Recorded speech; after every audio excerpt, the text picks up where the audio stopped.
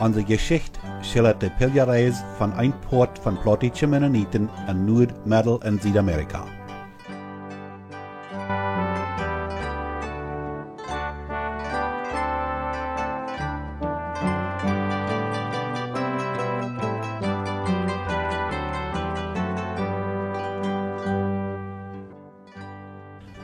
Nummer 16 von Onze Geschichte. Ditmaal vertellen we nog wat meer van onze ouderen, grootouderen en urgrootouderen ihre schwere pionierarbeid in Mexico. Aber eerst een beetje van de teruggeblevene oud-koloniën in Canada. Dort in Canada geblevene poort van de oud-kolonische gemeente organiseert zich met de tijd nie, eerst op de Hague Reserve in Saskatchewan im jaar 1930 en dan op de Manitoba Westreserve im Jahr 1936. De Old-Kolonie offizielle genomen weer in Canada bad eng toe immer Rheinländer Mennonitengemeinde, aber als dort in Canada gebliebene Part von dieser Gemeinde sich nie organisiert, dann geben sie ihre Gemeinde Namen Alt-Kolonier Mennonitengemeinde. So dort in Canada keine Rheinländer Mennonitengemeinde mehr wäre. Door een kondatpoort van de Sommerfelder woont zich in de 1950 jaren van ihre kerk auftrand, voor ihre gemeente den Rheinländer Mennonitengemeinde Namen aannemen, als zij ihre gemeente gründen. Later nochmal meer van deze nieuwe Rheinländer Mennonitengemeinde in Canada en ook in Mexico. In de tussentijd van 1927, als de Old-Kolonische Leerdienst in Mexico die Entscheidung gemerkt hat, dass sie die Gemeinde ihre teruggebliebene Glieder in Kanada nicht mehr als old-kolonische Glieder teilen können, wie sie die als verwaltlich ansagen, but 1930, als die Old-Kolonie sich auf der Hague Reserve in Saskatchewan nie organisierten, wären all viele von der old-kolonische Jugend wie die Sommerfelder angedeutet worden, en viele old-kolonische Glieder wären all übergegangen naar de Sommerfelder gemeente. In Manitoba wir diese Zwischenzeit von 1927 bis 1936 en in dieser Zeit wären viele Old-Kolonien Sommerfelder geworden. Die teruggebliebene Old-Kolonien auf der Swift Current Reserve haben sich keinmal nie als Old-Kolonie organisiert, door entstand bald eine Sommerfelder gemeente.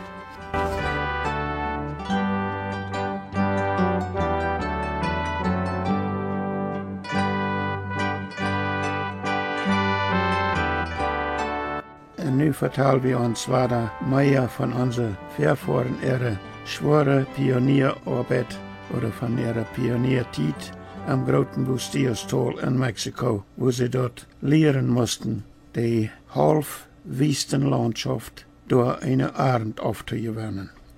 Von den 200.000 Acker Westland, wovon die Manitoba-Kolonie 150.000 Acker hat, und die Swift Current Kolonie 50.000, wird am ersten Sommer all ein kleines Port abgebrochen.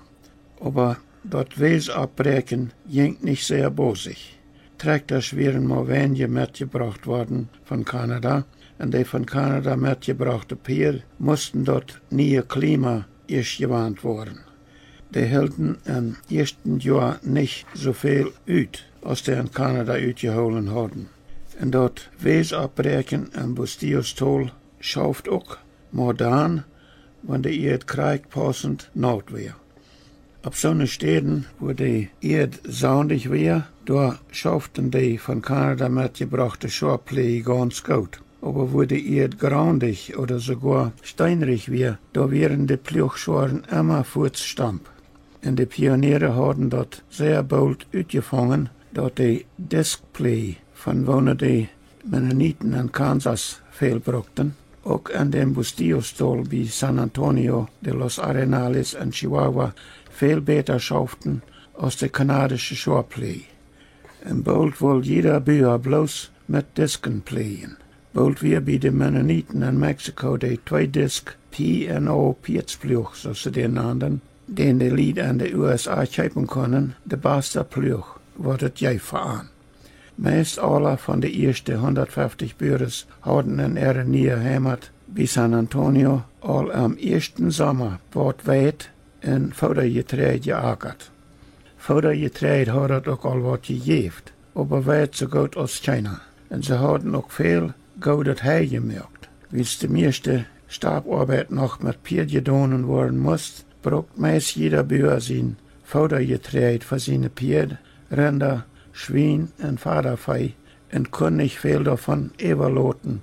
En zo'n lied wonen am Loodzomer en am Horfst nog naar Mexico gekomen werden. Viele Burgers wonen 1922 am Loodzomer oder sogar mal am Horfst naar Mexico gekomen werden. Die wären te laat gekommen zum schmacket gereinet Heimerken. Aber viele hadden sich wat Heimerken gelaten von Verwandten oder Freunden, wonen alle in Mexico wären. En viele merken sich schwind noch viel dreget hei zum Winter. Grote Stabvieh had aber grote Fläche Gras verbrannt, en daarbij mussten viele nie angekommene Burgers dreget hei etliche Kilometer auf van thuis merken. Bij de Sommerfelder bij Halfstad en op de Santa Clara Siedlung ging alles ähnlich zo als bij de Old-Koloniën op de Manitoba en Swift-Current koloniën. Zo'n families wat am Loodzomer oder am Herbst 1922 in Chihuahua aankwamen, die kunnen op ihre woonsteden al veel schwinder einen guten Anfang kriegen met aansiedelen, wils Hof en Land al angemeten worden wir en wils zij al veel van de am Fahrjahr gekommene Einwanderer leren können. Onze Eltern, Grooteltern en Urgrooteltern hadden einen sehr schweren Anfang in Mexico. De grote Graslandschaft en Bastillerstal erinnert stark aan de Manitoba en Saskatchewan Prairie Graslandschaften en dat had de mennonitische wetburgers hopen gelaten dat ze ook in Mexico worden kunnen wet tragen. Viele hadden een zootwet van Canada metgebracht, aber de kanadische wet gedied niet in Mexico. De burgers versuchten dort in ihre eerste jaren am Drehen Bastillerstal immer weiter mit verschiedenen Sorten von zootwet. Hahnenwader kreeg ook mal weer een beetje wet, aber meestens weer dat maar voor het eerste jaar. Wanneer de wet, den de burgers gekregen hadden, een tweede jaar gezet wordt, dan geeft dat al weiter nichts oder meist nichts. Ze ging dort immer weiter. Einmal, ich glaube, dat wir al 1941, dann hadden de burgers en einige Dorpen noch weiter eine neue Sort von Wet uitgeproefd, jeder einer bloß ein oder zwei Acker. En ditmaal kreeg jeder Bauer so gut Wet, dat man wirklich lebt, de rechte Sort Wet gefunden zu haben, in Chihuahua in ihrem neuen Heimatland weiter gute Weternten tragen zu können. Ich erinnere mich noch daran, dat de Blumenuurter 1941 ihren 11 Acker Dorpskegel ganz mit Wet bezet hadden en sehr viel en sehr guten Wet kregen. Onze vaders zeiden einen anderen so wat als beteren Wet hebben we in Canada niemals gekregen als dit is. De Blumenuurter draschten in Mexico, zoals zij dat in Canada gedaan hadden, immer in company, zoals dat bij ons genaamd wordt. Dat woord company is nog een woord wat we uit dem Englischen in unserem plattdeutschen Wortschatz abgenommen haben. Im Hochdeutschen meint das Wort company eine Truppeneinheit. Aber wir meinten mit dem Wort company, dat wir etliche Burgers taub jedem seine Getreidegaben gaven von alle Kegels in Huisholden en thuis taub draschten. Ik was 1941 einer von der Getreidevierer in der Blumenuurter Company, die taub draschten. Jeder Draschkompanie had 2 Getreidevierer en 2 Uitscheider.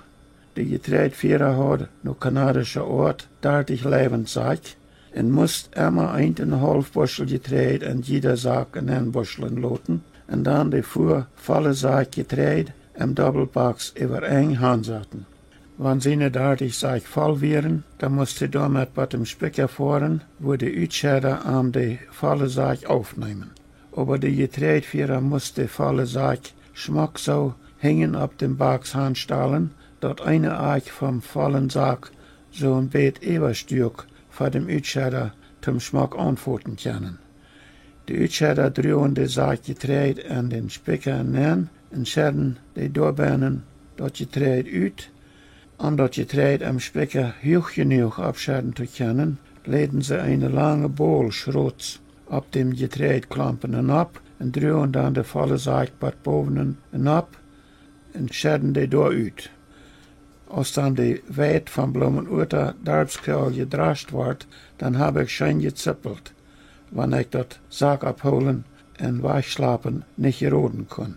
Dus wijd schert zo zeer, dat wanneer de andere getreidvierer van de machine wegvoer en ik ook al zo schwind bijvoer als ik kon, dan werd de tram manchmal doch al ganz vol geworden, eer ik rijd kwam den eersten Saak onder te holen. En wanneer ik dan de tram opmuik, dan schert de zware wijd zo bozig am Saken aan, dat ik manchmal niet maar 1,5 bushel zeer hastig am Saken aan kreeg, aber 2 bushel oder meer. En dat wären dan goed 120 pond. So moest ik 3 bis 4 Saak zeer bozig hantieren, dat ik endlich war der Reitjeim maar 1,5 bushel am Saak nemen te kunnen. En wanneer ik dan de 120 pondje Saak meest niet wat hängen am Baks slapen en zo handstellen kon, dat eine Eich vom schworen vollen Saak schmack zum Antworten überstund, dan schreeuwt oder nerkt de eine Utscheder mij nog en zeid, van die wordt nicht worden. Die worst am Leben höchstens zum Vögelschied vom Tüner-aufknipsen te brokken zannen. En ik wie ook maar een kleiner knirps, aber ik dacht, ik deed al eine Arbeit die een groter man deed, en van dan uitgerekend die Nober, den ik al sowieso niet goed verknusen kon, mij nog zo tracht worden wordt, dat wir schwer te verdrouwen. Na, dat is maar zo'n beetje van mijn eigen Geschichte. De meeste Bürgers in Mexiko dachten 1941, sie hadden endlich de rechte soort weit gevangen, wonen am Bustillo-Stol reich gedienen wordt. Aber als viele Bürgers dan 1942 ihre ganze 1941 weitarend uitzeiden, dan geeft dat toch weer meest krijgt nicht. Dat duurt nog vele jaren, wat de Bürgers weitorten vangen, wonen am Bustillo-Stol gedienen konnen. De hoge-Sorten, wonen de Pioniere von Kanada mitbrachten, gedieden meestens ook nicht sehr gut am nieuwen Heimatland, aber die reichte hoge-Sorten von dieser Gegend wurden schwinder gefangen als de reichte Weitsorten. Reichte Jurstsorten hat man ook nog lang nicht fingen gekonnt. De Pioniere wollen in Mexiko ook Weitbürgers zijn, zoals sie dort in Kanada geweest wären, en ihre Väter veran in Russland. Aber sie mussten sich notgedrungen dorthin schicken, dass sie dort auch mussten Korn- und Schaufelbürgers versehen zu worden, zoals de mexikanische Peones, Kleinbürgers, ihre Nobers, wonen in ihre Kolonien herum woonden. Korn kon aber maar dan gedienen, wanneer het land zo voorbereid worden weer, dat het durch im drieën winter genoeg Feuchtigkeit abbewaard had, om im Fahrjahr dort Kuren abkonnen merken en de plant atel werken ongeholen. But de Reihentijd endlich anfang. Dat muss man ook eerst leren en dat ging nicht jeder Jahr te doen.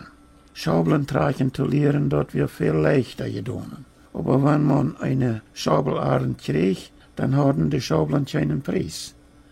Oder besser gesagt, man hat keinen Weg, die Schaubeln auf den Landesmarkt zu bringen. Dat wir übrigens auch so mit anderen Getreideorten oder Getreidesorten. Die Mennoniten fangen noch lang nicht einen Weg, ihr Getreide auf den Markt zu bringen. Sie verstanden sich all noch schwind, war der Tracht mit Formeln am neuen Land, aber sie verstanden nicht einen Markt für ihre Produkte zu entwickeln. Dat Vordergetreide verstand man all noch zu verwerten. En er steht dort die Bürgers ihren Korn für 10 Pesos de Ton verkauften, dann hielten sie lieber immer noch mehr Rindvieh, Schwein und Vatervieh und hatten dann genug und gutes Fleisch zum Eten en kunnen daarvan ook leichter voor anständige Preis wat verkaufen. Aber wat kann man mit einer Schabelarend anfangen, wenn der Preis dafür am besten Fall mal 30 Pesos de Tonne wäre? Na, bald hat man dort uitgefangen, dat de Kee ook jaren gekookte Schabeln freiten. En dan mögen einige Lied sich grobes zum Schabeln koken, uit 200 Liter Tonnen. Man hakt einfach an eine Seite von der Tonne ein Stremel ruut, schraubt dat Stremel met je hängen an, zodat het een groben Deichsel wordt. Wanneer de Tonne op een Seite lag, meer de Tonne zo'n beet aan, dat man door een vier merken kan, en kocht dan door bijna Schabeln voor de maaltje. Zolang als dat niet Käsefabriken geeft op mennonitische kolonien in Mexico, dan merken de Lied Butter en verkauften die. De Butter weer leicht te verkaufen en zo'n steden als Cusiviriachic en Chihuahua City, aber wo kreeg man die doorheen? Na, en zo'n dorpen als Borvalde, Rijnveld en Rosenthal en andere dorpen werden zeer bald zo'n buren wonen een stoer houden, wo de Lied ihre Butter en eier verkaufen können en dan door de neidigste Sachen ankaufen. Aber wenn man Sachen kaufen will, wat an diese Sturen nicht zu kaufen wären, dann muss man in den ersten Jahren entweder Bad Cusiviriachic oder bei der Stadt Chihuahua anfahren. In nur beiden Städten hat man jeder Tag die Gelegenheit, von San Antonio de los Arenales mit dem Zug anzufahren. Die meisten von uns weiten dort vielleicht auch nicht, dort mal eine Eisenbahn wir von San Antonio de los Arenales nach Cusiviriachic. Aber unsere Eltern, Großeltern und Urgroßeltern wussten dort. Die fuhren in die ersten Jahren nach Cusiviriachic ankaufen und die fuhren dahin zum Doktor, als dat in San Antonio noch nicht Doktor schreef. Da war wohl ein sogenannter Doktor in Rosendahl und da fangen die Lied auch meistens golden rot. Aber wenn dat mal wem an Rot fehlt, den Dr. Johann Ernst nicht geben kann, dann mussten die Lied entweder nach Cusiviriachic oder nach Chihuahua City anfahren, nach die Minenstadt Cusiviriachic anfahren, um von einem gelehrten Doktor Rot zu holen. Wir brechen hier für das Mal weiter auf. Nächstes Mal vertellen wir noch weiter mehr von unseren Vätern ihrer Pioniertid in Mexiko. Was nächstes Mal? Ich bin George Rampel.